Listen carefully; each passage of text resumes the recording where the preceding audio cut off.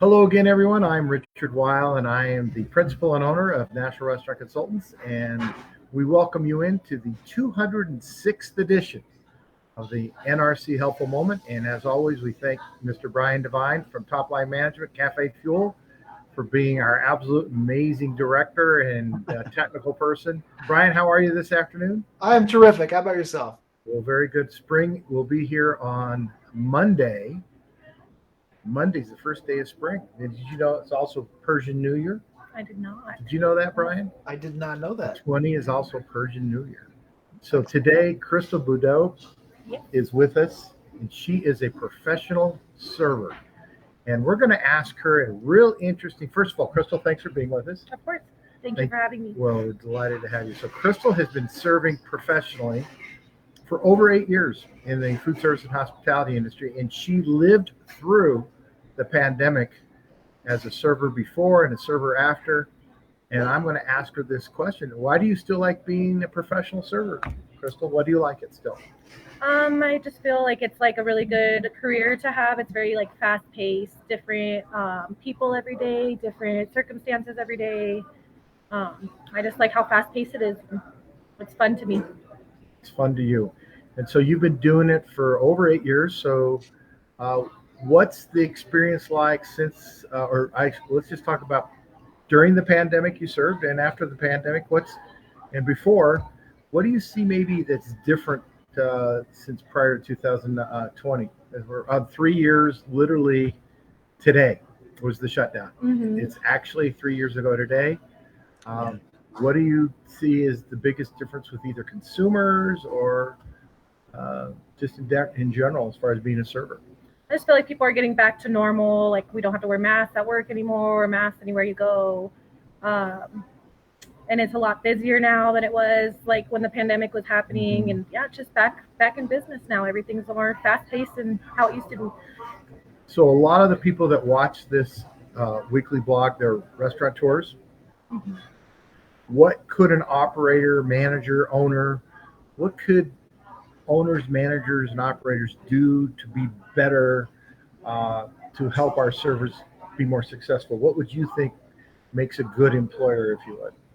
I just think like just helping when we need help basically and staffing properly so that we're not getting slammed all the time. So just having bussers or whatever we need at the time. What else? What type of communications do you like from your managers or your floor supervisors?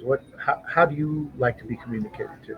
I just like it to be like straightforward and like to the point, like whatever you guys say it how you want it, type of thing. And then I'll do whatever you guys need me to do type of thing. What's the largest challenge you see right now you face with guests? Do you see anything that's changed since the pandemic, during the pandemic, or today? Obviously, we talk about masks, but do we see that consumers are still a little uptight, or do we find them to be a lot more relaxed as well? I feel like they're more relaxed again and people are getting past the pandemic and not as scared and stuff anymore. But you always have the ones that aren't aren't as friendly, but that's just normal. Okay, that's great. Brian, do you have any questions for Crystal, or do you want to make a marketing comment? Because servers are our primary frontline marketers. They're the ones that execute. So, Brian, a thought on that? I wanted to ask, Crystal, is I know like we talk about reason why marketing and things like that. And when I'm communicating, I always try to include like a reason for doing something, especially if I'm asking for someone to do something that seems a little bit less than ordinary. Do you find that helpful? So if you're being told, hey, I want you to do these things, if you're given the reason for it, is that helpful to you so that you understand kind of why you're being asked to do certain things? I feel like I've been doing it for so long that I usually like know the reason behind like it being asked. But yeah, if I was like a newer server, definitely. Okay. Um, just so that yeah, they know and they know what needs to be done and make a habit of that. I think that the point you're making, Brian, and I think Crystal, you're hearing this, is the why are we doing something? And if we're trying a new item or a new process, it's the why, so that it becomes logical for you. Yeah, Yeah. Now you have a family, I do. and you have a what, 2 year old too? I have a 2 year old, almost 4 year old, and an almost 10 year old. Two, 4, and 10. So what's it like being a mom working in the hospitality industry, that work-life balance, and it becomes difficult sometimes. It does. It was hard when I was full time. I'm just doing part time now because it's kind of hard getting the kid, like getting my daughter to school and picked up on time and all that. But